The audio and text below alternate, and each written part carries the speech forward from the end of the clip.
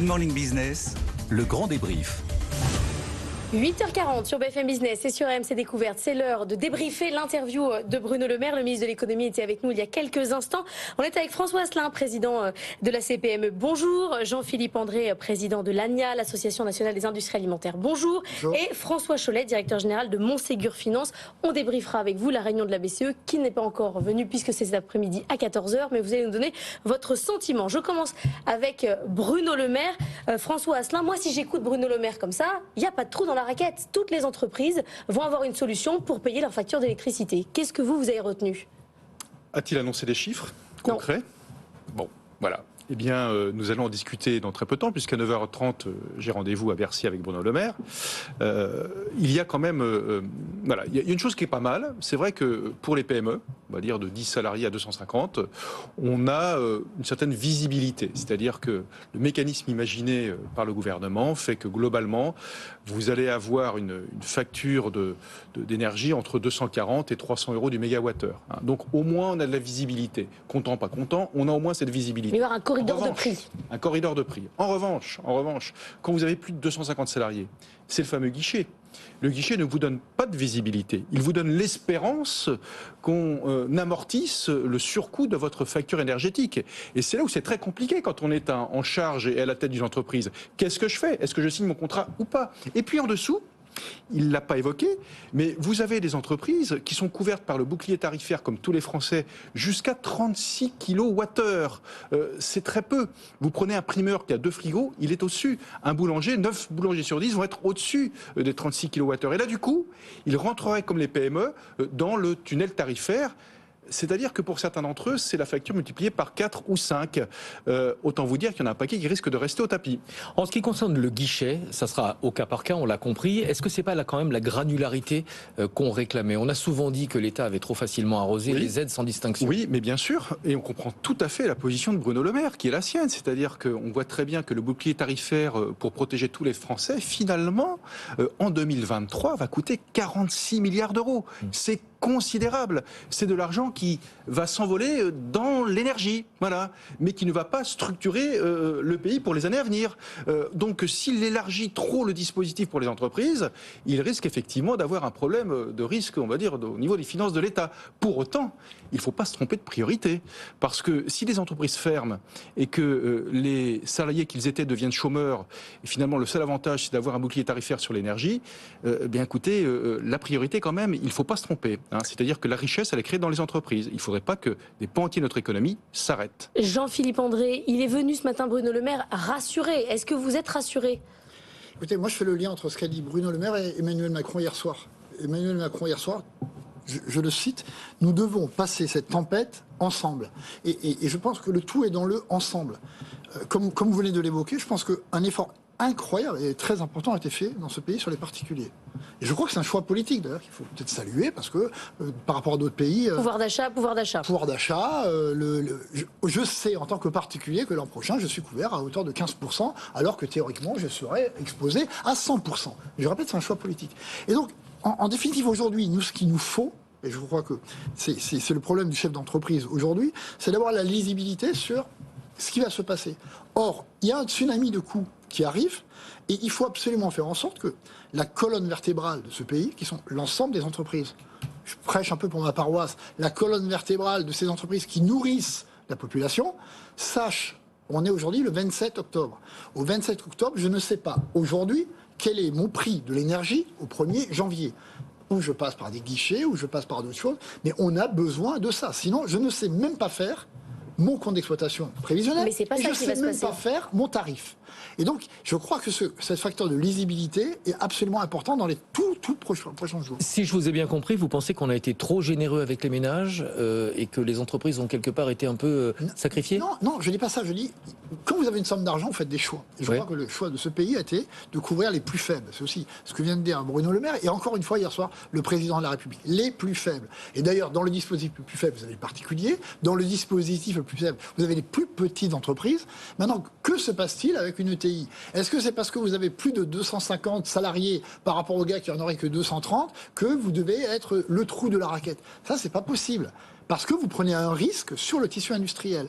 D'autres pays ont fait des choix différents. il faut aussi souligner, ou à la limite évoquer, le risque aussi de différences concurrentielles qu'il peut y avoir entre un pays comme la France et ses voisins. Donc, je dis simplement, il y a des discussions en cours, on vous les a annoncées, il en a parlé. Ce qu'il faut, c'est clarifier cela. Un guichet, je ne peux pas faire aujourd'hui, spontanément, mon budget sur un guichet. Est-ce que j'y ai droit, pas droit, etc. C'est-à-dire qu'on attend que vous alliez mal, en fait, et après vous récupérez. Voilà, et je pense qu'il faut pouvoir dire, l'an prochain, vous êtes une ETI, vous avez 400 salariés, vous allez payer votre facture énergétique, et le gaz, l'électricité à un certain prix. Voilà. François Chollet, comment vous avez écouté cette interview avec votre œil de marché ? On parle beaucoup quand même de la manière dont les marchés jugent aujourd'hui les politiques. On a vu comment ça s'est passé au Royaume-Uni. D'ailleurs, Bruno Le Maire a dit que ça l'avait quand même pas mal inquiété, qu'il faisait attention au budget, évidemment, et à la manière dont réagissaient les marchés. C'est quoi votre œil sur cette interview ? L'idée, c'est que du point de vue des marchés, alors l'expression était d'abord sur les équilibres budgétaires, parce qu'on a bien vu qu'en Angleterre, ça avait été vraiment un sujet qui a amené une tempête.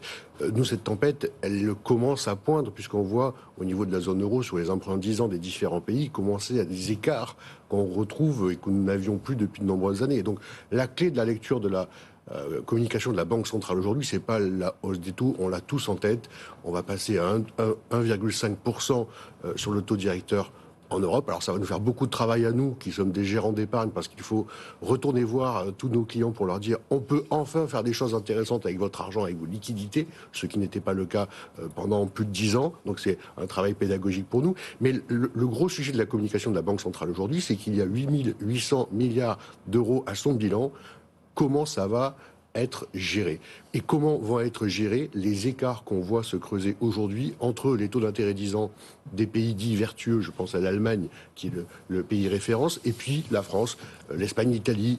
Et on retrouve ces écarts que nous n'avions pas connus depuis une dizaine d'années. Et donc toute la clé aujourd'hui de la BCE, c'est de parvenir à suivre ce chemin, à donner une orientation à cette masse de bilan qui est quand même assez historique. On n'a jamais été à des tels niveaux de soutien par le bilan de la Banque centrale européenne, tout en donnant quelques éléments pour dire au marché attention, on va quand même regarder ce qui se passe au niveau des budgets, parce que c'est contradictoire, la politique des budgets expansionnistes vis-à-vis de la politique de la Banque centrale européenne, qui a plutôt vocation à essayer de réduire l'économie et donc l'inflation.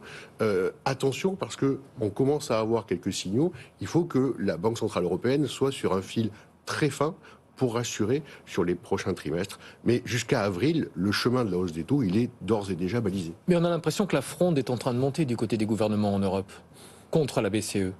Oui, alors peut-être que l'objectif est d'infléchir cette politique des banques centrales. Ce qui est intéressant, c'est qu'on a eu une nouvelle hier soir, c'est la Banque centrale du Canada, qui n'a pas pratiqué une hausse des taux à la hauteur de ce qu'attendait le marché et des indications qui avaient été données. Donc pour dire simplement que on a une inflexion sur le rythme de cette hausse des taux pour essayer de calmer un tout petit peu le franc. C'est peut-être ce qui peut être joué aujourd'hui par le politique, essayer de faire en sorte d'infléchir un petit peu ce rythme. Mais il ne faut pas se tromper, l'objectif il est toujours là et les banques centrales elles vont devoir délivrer parce qu'elles ont pris beaucoup de retard. Elles ont perdu pas mal de crédibilité en laissant s'échapper de tels niveaux d'inflation. On n'est pas à 2, on est à 10 en zone euro. C'est pas le même ordre de grandeur. Et donc, il y a vraiment un rattrapage nécessaire. Et ça va passer malheureusement par un chemin de hausse de taux qui ne sera pas contredit malheureusement dans les faits et dans les semaines qui viennent. Puisqu'on parle de la Banque centrale européenne et des négociations en Europe, Bruno Le Maire nous a dit qu'il y avait des négociations très fortes avec Bruxelles pour réussir à faire rentrer un certain nombre d'entreprises dans des critères d'éligibilité à des aides. Il avait l'air de dire, et c'est ce que disait Nicolas de Varenne ce matin sur notre antenne, que Bruxelles proposait un peu n'importe quoi, quelque chose qui n'allait pas du tout dans le sens de nos entreprises en France. Apparemment, Bruno Le Maire aurait gagné le bras de fer. Alors, on utilise parfois Bruxelles, soit pour se protéger, soit c'est le vilain méchant tout trouvé. Voilà, c'est ça, c'est le vilain méchant tout trouvé. La solution, au niveau de l'énergie, elle devrait être européenne, bien évidemment. Nous, ce que nous attendons, c'est une certaine équité entre tous les acteurs économiques de l'espace européen pour avoir un coût de l'énergie similaire. Et là, aujourd'hui, avec le tunnel tarifaire qui est annoncé, vous savez, on aura un différentiel très important. L'Espagne et l'Italie sont capés à 180 € du mégawattheure. Nous, on va être dans les 250-300 €. Autant vous dire dire que lorsque, par exemple, les négociations vont s'entamer avec la grande distribution, j'aime vous dire qu'il n'y aura pas de pitié. C'est-à-dire que ce qu'on regardera, c'est le prix nominal. Et donc, une entreprise qui aujourd'hui a la possibilité de sous-traiter ou de délocaliser une partie de sa production dans ces pays où l'énergie sera moins chère, eh bien, c'est ce qui se passera. Voilà. Délocalisation énergétique. Mais il ne faut pas se faire d'illusions. C'est comme ça que les choses vont se passer. Donc, on joue gros dans cette affaire. On joue très gros. Vous avez d'un côté les petites entreprises où elles, eh bien, leur espace de marché, c'est local, c'est régional, ça va pas plus loin. Et puis, vous avez les entreprises un petit peu plus importantes qui, elles, jouent sur la planète entière. Et là, il n'y aura pas de pitié, je vous le répète. Donc, c'est pas à la hauteur ce qui a été annoncé ce matin. Je ne dis pas que c'est pas à la hauteur, parce qu'on reconnaît l'effort qui est mis sur la table. Mais vous le disiez, la politique, c'est une histoire de choix. On a choisi de protéger le porte-monnaie des Français, et on peut le comprendre, surtout pour les foyers modernes, plus modestes, plus de 15% sur la facture d'énergie. Pour certains, c'est déjà trop. Mais pour autant, eh bien, les entreprises, qui sont la colonne vertébrale du pays, eh bien, elles, effectivement, en France, on risque de souffrir. Vous voyez qu'à côté, les Allemands annoncent leur plan, d'ailleurs, on ne sait pas trop ce qu'il y a dedans, mais de 200 milliards d'euros de soutien à l'économie. Le différentiel concurrentiel va être colossal, ma foi. Donc, toutes ces raisons me font penser que, attention, je disais début septembre, ça va secouer, mais oui, je vous confirme, ça va continuer de secouer. Jean-Philippe André, vous vouliez réagir ? Non, je dis que on est dans une situation où on est à la veille, vous l'évoquiez à l'instant, de négocier nos tarifs avec la grande distribution. On parle beaucoup d'énergie. Les matières premières, c'est pas encore terminé, et l'énergie avance. Donc d'un côté, et l'État peut pas tout faire dans ce pays, parce qu'il faut arrêter aussi. Il y a tout le dispositif qu'on vient d'évoquer, avec peut-être les trous dans la raquette ou les points à clarifier, notamment cette histoire du guichet. Mais de l'autre, il faut être sûr, au moins, qu'une entreprise, quelle qu'elle soit, là pour le coup, puisse traduire dans ses tarifs, et donc en définitive dans sa relation avec son client, qu'il soit de la grande distribution ou les autres, la réalité de ses coûts. Et ça, c'est un autre aspect qui aujourd'hui n'est pas garanti. Donc vous pouvez vous retrouver en début janvier, d'ailleurs plus exactement au 1er mars, puisque les négociations sont balisées ainsi dans ce pays, où je n'ai pas passé l'intégralité de mes coûts, l'intégralité de mes coûts de l'énergie n'auront pas été pris en compte, donc ma trésorerie se verra affectée. Quid ? Qu'est-ce qui se passe en début d'année ? Donc il ne faut pas crier au loup maintenant, mais c'est un appel très très sérieux à dire attention, il faut regarder sérieusement ce que deviennent les entreprises à très court terme. L'inflation du prix des produits alimentaires va continuer à rester largement au-dessus de l'inflation en général, vous le pensez ? Aujourd'hui, les prix que vous avez en rayon, pour faire simple, en tout cas c'est notre analyse, c'est que vous avez des prix qui sont largement marqués par la reprise post-Covid, on en a parlé ensemble, c'était en septembre, octobre de l'an dernier, et par cette dramatique guerre en Ukraine. Je pense, et nous considérons aujourd'hui que le prix de l'énergie n'est pas dans les rayons encore. Vous avez une inflation alimentaire qui est de l'ordre de 8-9%. On peut se bagarrer. Et une prévision de l'INSEE sur l'ensemble de l'année qui frôle les 12%, je crois. Et vous allez inévitablement, nous, on n'est pas des prévisionnistes, on est des chefs d'entreprise, mais inévitablement, vous allez avoir un autre impact de l'énergie qui va être devoir pris en compte. Voilà. Et ça va arriver dans les tout prochains mois. C'est-à-dire que début d'année, vous allez avoir encore une évolution des prix alimentaires. Bruno Le Maire disait que le seuil sur ce corridor de prix n'était pas encore défini. On a celui à la baisse, mais on n'a pas le plafond. On a le seuil, mais pas le plafond. Tout l'enjeu des discussions, là, à 9h, c'est ça, François Asselin ? Oui, moi j'aurais plusieurs questions à poser. D'abord, effectivement, de savoir quelle est, on va dire, la variable basse et haute de ce tunnel tarifaire, si je puis dire, voilà, du serpent tarifaire, voilà. Savoir quid des entreprises de plus de 150 salariés, en clair. Très concrètement, comment vont fonctionner les guichets ? À qui s'adresse-t-on ? Quand mon entreprise, dans telle région, dans tel département, à qui s'adresse-t-elle ? Parce que là, il va falloir faire très vite. Et puis, pour les tout petites entreprises qui ont plus de 36 kVA, eh bien là, il faut vraiment une solution, quoi. Voilà, c'est ma commande. Moi, vous avez les idées claires pour Bercy pour tout à l'heure. Jean-Philippe André. Vous savez, le charcutier qui m'a appelé hier, qui payait 2 millions de factures d'énergie en 2021, qui paye 6 millions cette année et qui a une facture prévisionnelle de 14 millions, il a un gros charcutier. Très bien, super. Il faut juste qu'on puisse le rassurer. Tu seras devant le guichet, tu seras dans la bonne file et tu seras remboursé à telle et telle hauteur. Exactement. Il ne demande rien de plus. Rien de plus. Mais c'est déjà beaucoup. On peut peut-être parler aussi du prix de la baguette, puisqu'on parlait de la limite 36 kWh. On nous annonce une baguette à 1,50, pourquoi pas au-delà. Ça veut dire quoi ? Ça veut dire concrètement que c'est soit ça, soit les petits commerces sont étranglés ?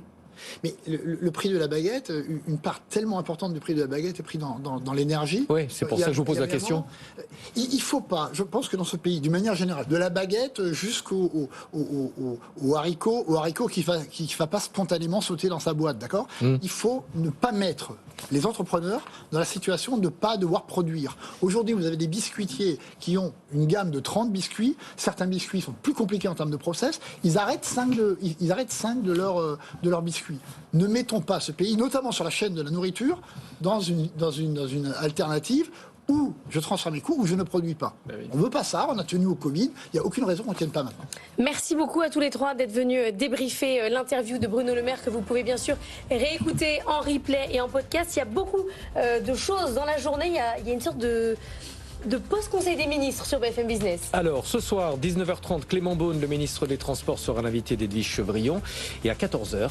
À 14h, c'est émission spéciale BCE, évidemment.